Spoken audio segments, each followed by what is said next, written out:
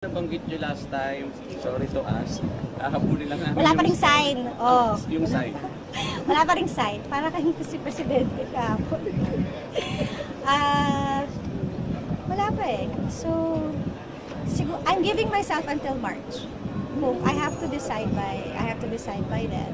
Kaya nga sinasabi ko palagi, ako siguro maswerte kasi marami akong options eh. I can go national, I can run for Congress, Grabe. I can run for the Senate, I can run for mayor, I can decide not to run, di ba? I can become a full-time wife, I can study. So, Alam mo, maswerte ako na may mga ganun. ito ang klase ng thinking na hindi naman talaga thinking is mag-serve sa bansa. Ang thinking niya is yung political career niya. Kaya nga, nadulas siya dito eh. Nahuhuli mo talaga ang tao sa bibig.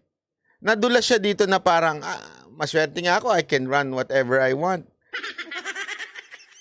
Kasi I have the option of running Congress, mayor, tapos even for National Senate. Ibig sabihin, you're not running because you want something to happen to particular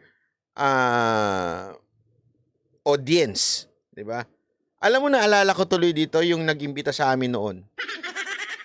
Hindi ko na lang papangalanan, ha? Pinatawag yung mga vlogger, sabi, ano kayang pwedeng takbuhin ng husband ko? Kasi we want to be relevant, eh.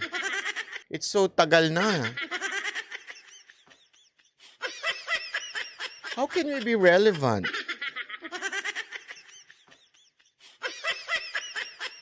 Alam mo, eto walang biro. Eto, nung narinig ko yun, sabi ko, pag ito tumakbo, talagang kakalabanin ko to. Yun talaga. Kasi bakit? You mean you want to run for national election just because you want to be relevant? Not because you want to serve your country? It's the same thing with this. Who the hell is this mayor? Diba? Bakit? Ako, I can run for Congress. I can run for mayor of Taguig, mayor of... Parang, sandali, akala ko ba you love Makati? Okay, you're not going to run for Makati because tapos na term mo. Kaya nga dito, pansinin nyo, sinong tatakbo? Yung asawa! Grabe, di ba?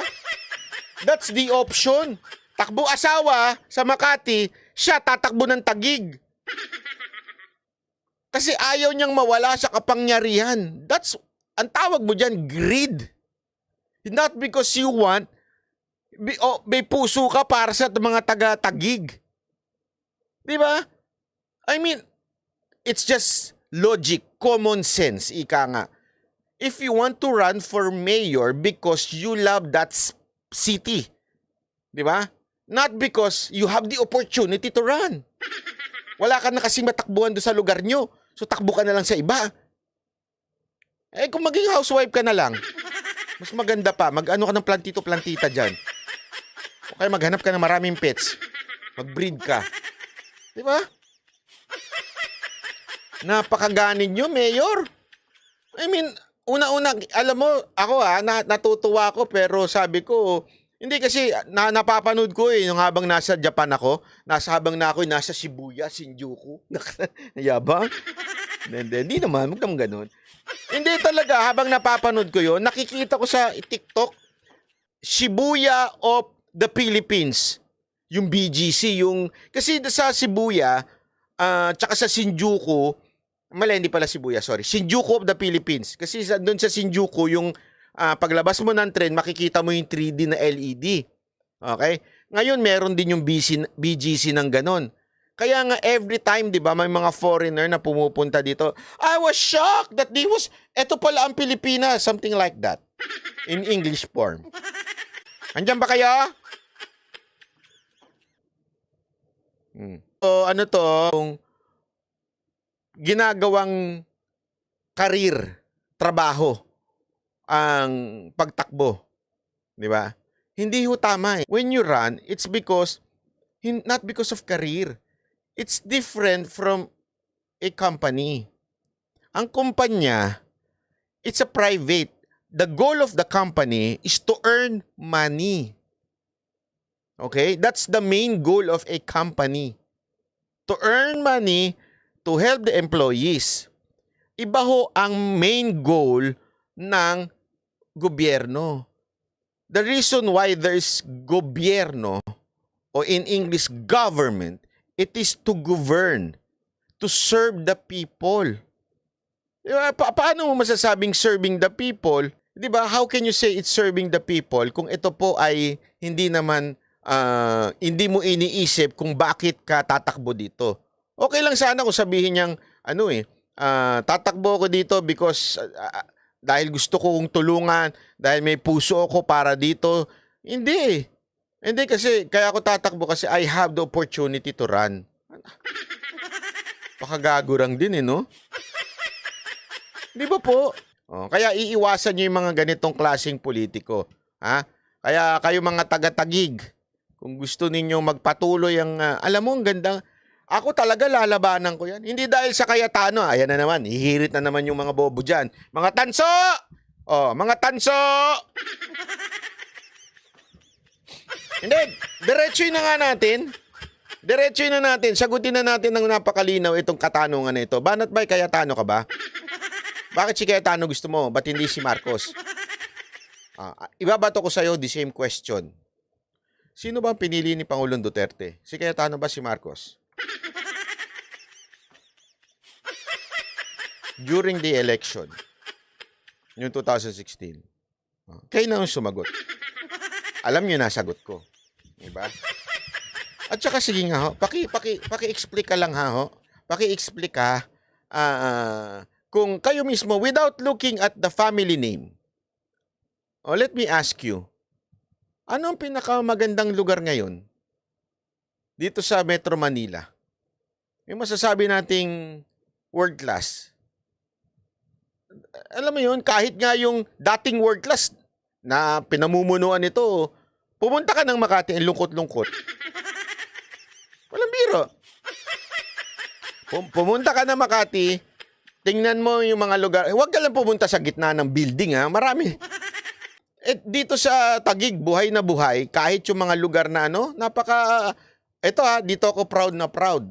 Diyan sa Taguig, pag may foreigner na gago dyan, huli yan, kulong yan. Hindi, walang biro. Kaya nga ako hangang-hanga sa pulis ng Taguig Walang biro. Yung director ng Taguig, pati yung head ng dyan sa may BGC, grabe ho yan. Ang dami kaliwat kanan makikita mo sa news. Pag foreigner, naggago, umihi, kung ano man ang ginawa, nanigarilyo, kulong. Hindi ho yan pwedeng pagbigyan. Hindi ho pinalulusot ng mga pulis natin yan sa Taguig.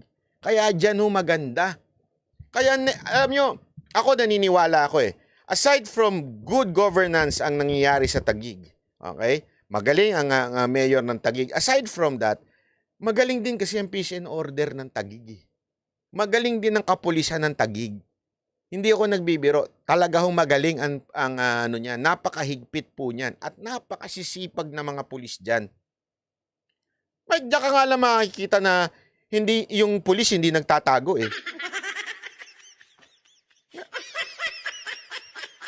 Totoo. Talagang umiikot sila. Makikita mo, naglalakad. Yung iba, nagbibisikleta. Kaya nga, feeling safety ka dyan Kaya ako, I envy those people na nakatira dyan sa Taguig. Nako, talagang ako po'y humahanga sa kanila. Dahil napakaswerte niyo. Dahil hawak kayo ng mayor na matino. At the same time, mga kapulisan na matitino dyan. Di ba? Buti na lang. Hindi ako sa Makati. Eto baka akala ninyo, tumira ako sa Makati. Tumira ako sa Cityland. Hindi ko na lang sasabihin kung saan. Marami Cityland dyan. Ang dami kong natiran dyan.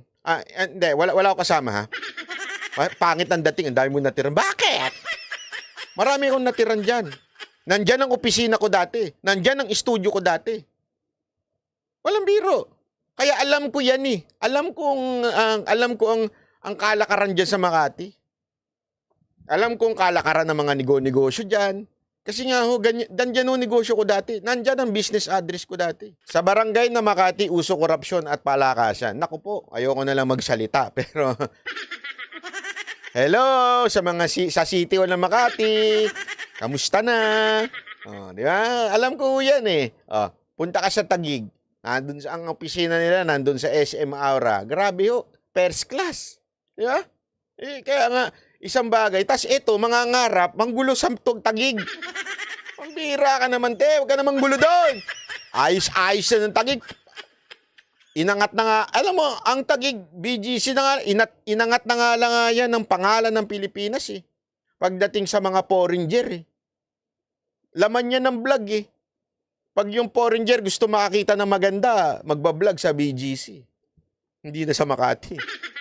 Doon pa lang, sampal na sa'yo yun eh. Tapos pupunta ka pa sa Taguig para maging mayor. Hindi ka ba? Banat ba, may binibentang house and lot dito sa Taguig. Naku po, wala akong pera. Pasensya na. Ha?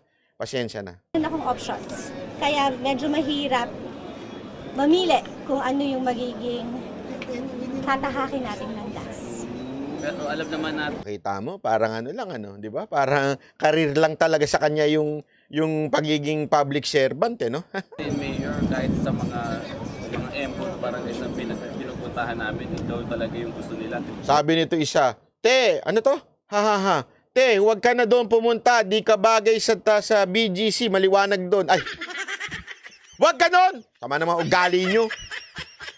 Maitim din ako, ah. Pero Makati, sino may iwan halimbawa? Malinaw naman kasi marami pang projects na kailangan gawin after 2025. At isang tao lang naman yung aking napagkakatiwalaan na gagawa nun. At walang iba yung... Bakit siya tumatawa? Yung asawa ko yung asawa ko na yon natutuloy kasi sa tingin ko, and at the end of the day, it will still be a collaboration between me and my husband. So asawa niya, para hawak pa rin nila. So dito, isipin nyo to, lantarang sinasabi sa inyo mga taga Makati at saka taga Taguig. Collaboration pa rin nila. Ibig sabihin, kanila pa rin. Ganun kayo, ownership. Gamit kayo na ino-own.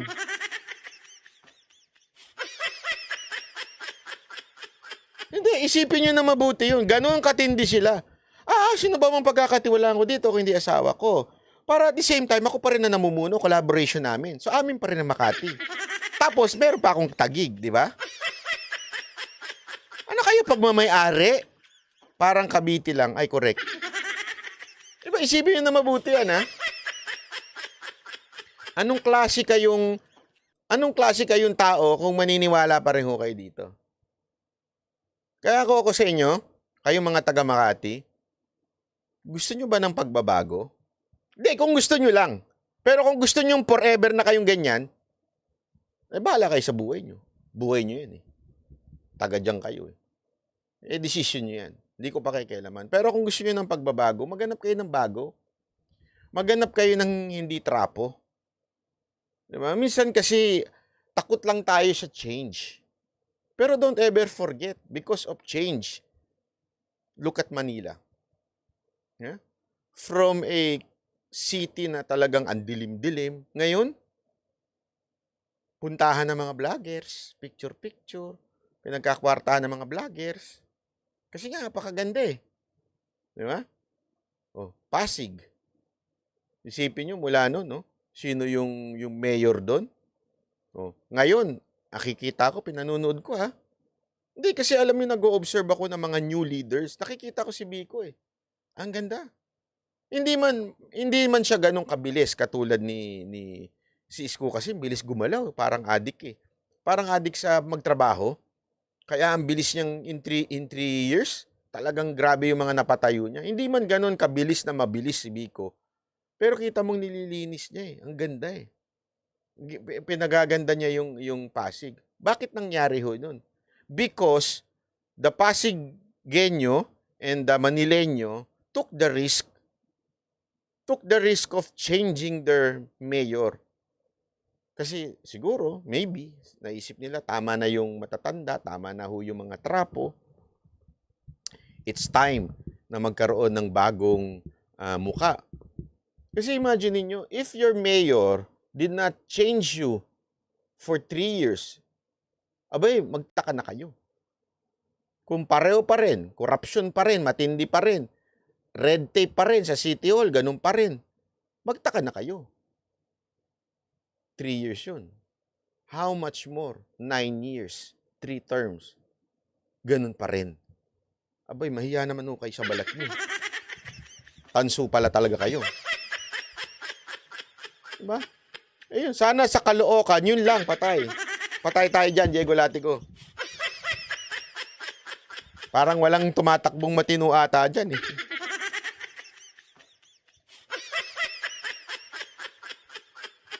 Kumbaga sa aalalayan ko siya, maraming mga projects na kailangan niyang siguraduhin kung itutuloy niya. Ha? Dahil kung di siya sumunod, di na siya makakauwi ng bahay. Aba, para palang si Ma'am Shito ah.